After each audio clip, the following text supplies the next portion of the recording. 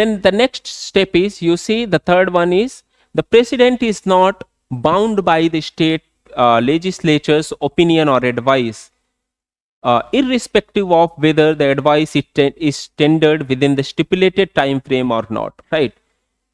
In case, like, it may be like, state assembly has tendered its advice or its response or its opinion on that particular concerning bill within a stipulated time frame. For example, the president has said, okay, you have got 15 days time, you tender your opinion on this particular bill. We are willing to change the boundary area of the state of UP. Even when state is fulfilling that time requirement, within 15 days itself the state has given its opinion to president is not bound by the advice or the opinion of the state legislature, right? President can take his or her own call. So, and once the consultation is done, once the president has consulted with the state assemblies, and state assemblies, whether they have tendered their advice or not, or within time frame or not, that is not important. Once the consultation is done, if and when further kind of amendment is needed in that particular bill, then no further consultation with the state assemblies is needed, right? Be clear. Then why this provision is created at the first instance, I'm surprised. It is a kind of formality. See, the states has got no say. They can only express their opinion. No, we don't want to change the name of our state. We don't want to change the boundary area of our state. Okay, that's all. They have conveyed their message to the president, and president is not bound by their advice, right? So you can see the unilateral kind of authority is there with the union government.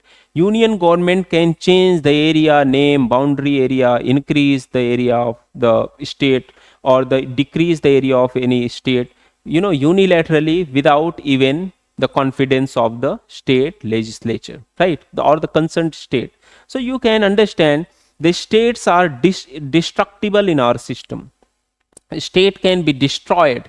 States' continued existence and states' free existence or autonomous existence is not guaranteed in our constitution. You see, Article 3 is clearly telling this, right? So this much we have done, that by virtue of Article 3, how the bill can be introduced. These are the conditions we have understood well. And so, yes, clearly we can see that union has extensive and vast power to establish or reorganize the states. Internal readjustment or whatever is desired, union government is all powerful. States' choices shall not matter or does not matter, right? So their continued existence is not guaranteed by your constitution. Be clear about that, right? On the other hand, can states destroy union? No. They don't have right to secede from the union. We have in the beginning itself, we studied that, states cannot secede from the union, right? So you see here, we can say in nutshell that that indestructible union of destructible state. Our India is a kind of indestructible union. Union cannot be destroyed because states don't have authority to secede from the union. Of destructible state, state can be destroyed by the union. So is it clear to you? India is indestructible union of destructible state. You understand? Indestructible union because union cannot be destroyed, states don't have authority to secede from the union, and of destructible states because states can be destroyed by virtue of Article 3. You understand, right? Okay, on the other hand, if we try to understand the scenario of USA's federation is indestructible federation of indestructible states, right? In USA, the federation is indestructible. The central government is indestructible. Misfortunately, the USA states has lost. Earlier, they used to enjoy, when their federation was formed, then they used to enjoy right to secede also, right? But with the passage of time, USA central government or federal government has taken away their right of secession from the federation. That's why USA's federation is indestructible federation. Yes, USA states cannot secede from the USA federal government. That's why their federation is indestructible federation of indestructible state. This is difference. You see, here you can find commonality, but here you see the difference. Indestructible federation of indestructible states. Their states cannot be destroyed. Their states cannot be rearranged. Internal readjustment cannot be done without their consent, right? So their consent is important. That's why we very often say USA is the good kind of federation. It is not ideal federation. Ideally, if USA states should have got the right to secede also. So with the passage of time, USA federal government has taken away that particular right, but states enjoy full autonomy, and states cannot be destroyed on the choices or likes and dislikes of the federal government. States are guaranteed their continued existence. This is not case in our case. This is not the case with India. Our states can be destroyed by virtue of Article 3. But in USA, the state cannot be destroyed. They have been guaranteed their continued existence. So once again, I am reading this. This is very important. India is indestructible union of destructible states. USA is indestructible federation of indestructible states. Right? Okay, this much we have done. Let's move forward and try to understand Article 4. Right? Here I have written here for for you. You see Article 4. Article 2 and 3 shall not come in Article 368. Article 368 is about the constitutional amendment, right? Constitutional amendment, provision for the Constitutional Amendment Act, right? So, whatever Parliament shall do to give effect to Article 2 and 3, that shall not come under the purview of Article 368. Simply, you understand, no special majority is needed, nothing. By ordinary lawmaking process, Article 2 and 3 can be given effect, right? The laws can be made to give effect or to Article 2 and 3. No Constitutional Amendment Act is needed. So by ordinary lawmaking process, this Article 2 and 3, the laws on Article 2 and 3 can be made. Ordinary lawmaking process, the functional majority is needed or the simple majority is needed. Simple majority is basically the majority of members present and voting. It is very easy to achieve. So you see here how weak our states are. Our states at the first instance is itself, we have seen that our states has not been guaranteed their continued existence. Our union government can destroy them. They can change their name, diminish their area, or increase their area, and so on. But when Parliament wishes to do this, they don't even need the special majority. They need only simple majority to do this. So you can understand our states are very in miserable conditions. Their autonomy, their continued existence has not been guaranteed by the constitution, right?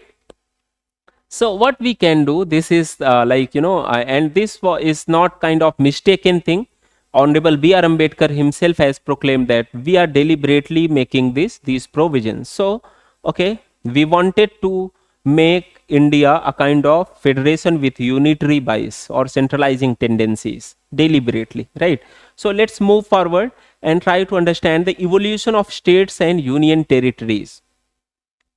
During the commencement of the constitution, there was two categorization, particularly if we talk about the the territories which were there in India during the commencement of the constitution itself.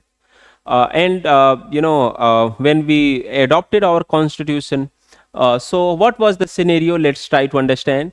The Indian territories were broadly categorized into two categories: the territories which were under direct control of British government. I am writing here the territories which were there under the direct control of British government, and the second category was the princely states, right?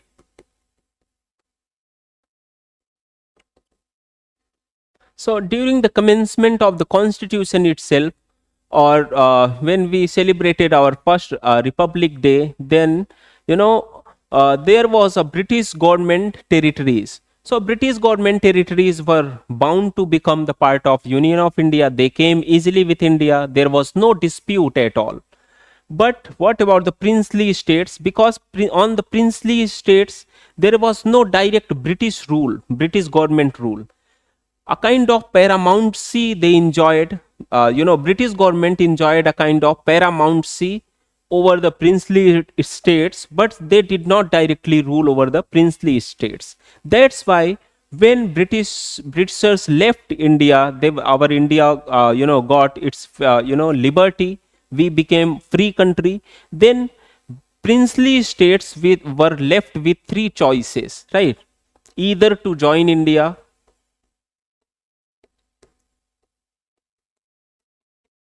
or to join Pakistan,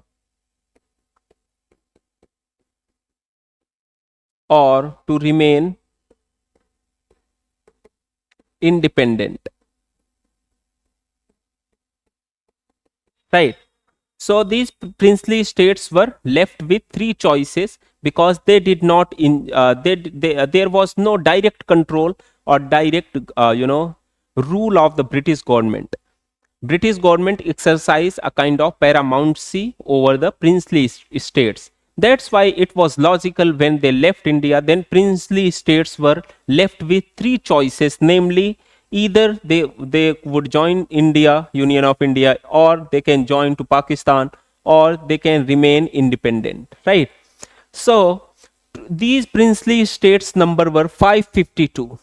Out of this 552, 549 princely states joined India very easily, right? Or through diplomatic tactic and all, we successfully persuaded the 549 princely states to join Union of India. There was no major dispute or issue with that. But three princely states were adamant. They were not willing to join Union of India, right? So let's see which were those states, or princely states. The princely state of Hyderabad, Junagadh, and Jammu and Kashmir, right? So what we did to unite them, to bring them into the fold of Union of India, we actually took a kind of police action to integrate Hyderabad, the princely state of Hyderabad, in the Union of India. And we did referendum with the Junagadh, and we signed a kind of instrument of accession to integrate Jammu and Kashmir in our system, in our fold, right? So these were the measures which we took to integrate these remaining three princely states into the Union of India. You understand? See, again, these are factual information. Be clear about this. And you may be asked, right, in your exam that, how Hyderabad was integrated, Junagadh and Jammu and Kashmir. And, they may ask you a question like, how many territories, the princely states were there which denied to join the Union of India. Let's move ahead and try to complete the few things which are there. Let's try to understand the linguistic reorganization commissions which were constituted during that particular time, during the commencement of the constitution. You see here, this all mechanism, the joining, the princely states joining the Union of India, or they are becoming union territories, this was a kind of ad hoc mechanism. We did not pay any heed, we did not pay any attention, because that time was not opportune time, that was not appropriate time to do these things, right? To do proper adjustment. Whosoever came, we just started integrating with India, and who denied, we tried to persuade them. You see various instruments we used to integrate them with India. So these all mechanism was ad hoc. It was not pre-planned or the planned kind of things. That's why from various states, from particularly from the South India, the demand started for the reorganization of the states on the linguistic grounds, right? So for the first time, S.K. Dhar Commission was constituted to look into this matter, S.K. Dhar was the chairman of this commission. That's why it is also popularly known as the Dhar Commission, right? So Dhar Commission was constituted in June 1948 itself to look into the matter, to look into the feasibility of the reorganization of the states of India on the linguistic grounds, right? What happened? In December 1948 itself, the Dhar Commission, made its recommendation public, and they were like, no, we cannot constitute India on the constitute, or reorganize the states of India on the linguistic grounds, particularly at this point of time, at least at this point of time, because that time was, it was a kind of fragile time for India. A lot of bloodshed happened during the time of, partition. The reorganization and integration process was, still undergoing, negotiations were still undergoing, and that's why we did not afford to organize in the states of India on the linguistic grounds. Language could not become the basis at that point of time, because other important things were there to do, like integration of whole India, right? So that's why SK Dhar Commission denied this, and they published their recommendation. They were like, no, we cannot reorganize the states of India on the linguistic grounds. Then in December 1948 itself, on this particular time itself, JVP Commission was constituted to again look into the issue again, to look into the issue afresh. And they were like, who were the member of this JVP Commission? This abbreviation is used to refer, J stands for Jawaharlal Nehru, right? Vallabhbhai Patel, Sardar Vallabhbhai Patel, and Pattabhi Sitaramaiah, right?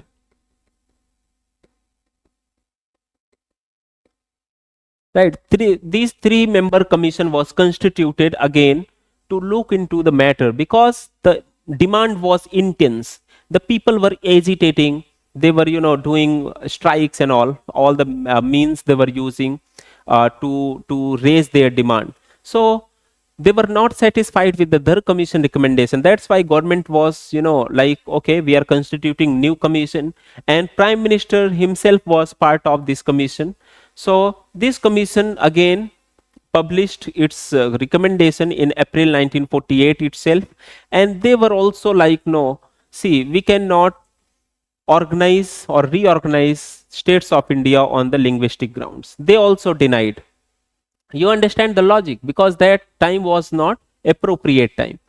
Then in October 1953 itself, one Telugu speaking state was carved out of the state of Madras, and for the first time one state based on the language was the basis. The state of Andhra Pradesh was created. So, these recommendations were denying, still the state of Andhra Pradesh was created in 1952 October itself. So what happened? The agitations were very intense, and in the meanwhile, a great person, a person of standing, a great congressman, Potti Sri Ramulu, died. He was exercising a fast for 56 days. He was on hunger strike. He was observing fast unto death, and on 56th day of his observation of fast, he died.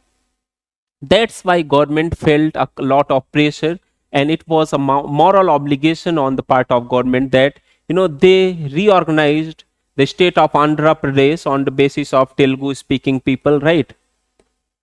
Telugu was their language, and they carved out this Andhra Pradesh out of Madras in October 1953 itself, right?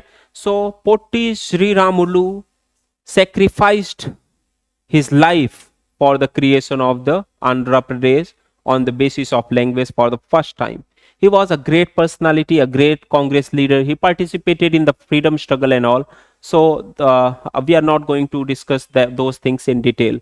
Let's move ahead and try to understand the next third commission which was constituted. It was basically a Fazal Ali commission which was constituted in December 1953.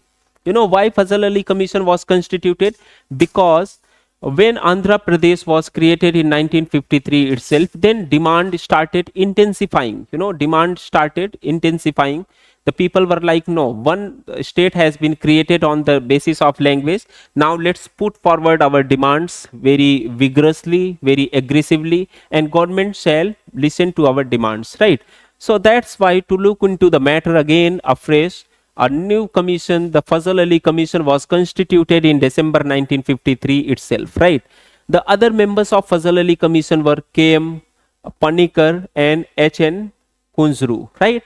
Because Fazal Ali was the chairman of this commission, that's why this commission is regarded as the Fazal Ali Commission, which was constituted in December 1953. And in September 1955, this commission submitted its recommendation to the public, and they were accepted broadly language as the basis of the reorganization of the states. They did not accept directly that, okay, now the language is going to become the basis for the reorganization of states. It was not the case. They accepted, okay, broadly we can consider this point, but along with that, the administrative convenience, the diversity of the people, or the strategic angle of the areas of strategic importance, these all points must be taken into consideration. Along with these all points, we can make language a kind of ground for the reorganization of states. So we can say broadly, this commission accepted language to become the ground for the reorganization of the states. That's why, earlier, since the commencement of the constitution, our states were categorized into A, B, C, D. Various categories were there. This categorization was there: category A, category B, category C, D, and all, right? So this categorization was done away with, because States Reorganization Act of 1956 was passed in the parliament, and on this categorization of A, B, C, D was done away with. This was also one of the recommendation of the Fazal Ali Commission itself, right? Fazal Ali Commission was like, okay, we can reorganize our states on the ground of language also, but uniformity of the language, or one language, one state, shall not be the formula, right? Along with that, administrative convenience, the strategic importance of that particular area is also shall be taken into the consideration. Along with that, he recommended for the abolition of the states categorization on the basis of like A, B, C, D category. He was like, okay, do away with this categorization, and that's why States Reorganization Act 1956 was passed in the parliament, and this categorization was done away with, right? And then new system emerged, and then 14 states and 6 union territories were there, right? 14 states and 6 union territories were there when we done away with this ABCD categorization of the states. So this was all in today's video. We have discussed thoroughly the article 1, 2, 3, 4. Let me do a quick recap. Article 1 talks about the India, that is Bharat, is union of states, not the federation of states. This article tells us about the the name of the country and the type of political system. The name of the country, that is India, that is Bharat, India and Bharat both are the name of our nation. And is the union of state, union of state, because it is not federation of state, right? And what is the reason? Because our states has not created a union through an agreement, and states don't enjoy right to secede. So this much we have done in article 1st. Article 2nd was like admission and establishments of states into the Union of India, right? Article 3 was like parliament has got authority to either increase area, decrease area, change the boundary or change the name, or form any new states in the Union of India, right? So, and article 4 was like, you do whatsoever, article 2 and 3 to give force to article 2 and 3. If the parliament is going to make laws on article 2 and 3, then parliament does not need special majority, because that that does not come under the purview of article 368. Only simple majority is needed, right? In particularly article 3, we studied how prior sanction of the president is desired, and once the president has given prior sanction, president is supposed to consult with the concerned state legislature. The state legislature's opinion does not matter, even if that is given or tendered within a stipulated time frame. And once the advice or the opinion is tendered by the states, if further any change is desired in that particular bill, then no further consultation with the states is desired. So these all things we understood this also, the difference between the territory of India and the Union of India. Territory of India is the broader concept, or it covers all the territory of India, particularly the union territories, the states and the territories that may be acquired at any point of time. So in this way, and three commissions, linguistic commissions we have discussed. The first commission was S.K. Dhar commission, JVP commission and Fazal Ali commission. You try to understand, this question was asked in the PCS. Yesterday only there was exam of preliminary exam for the State Public Service Commission of UP. They asked that who were the member of the Fazal Ali commission. You see, the answer is KM Panikar and HN Kunzru, right? So in this way, let's wind up our discussion. Thank you for watching our videos. Please do comment and subscribe our channel, share our videos with your friends and family people, right? And if you feel any question, like any question is triggering in your mind or any curiosity is there, please write in the comment section. We'll reach out to you. Thank you.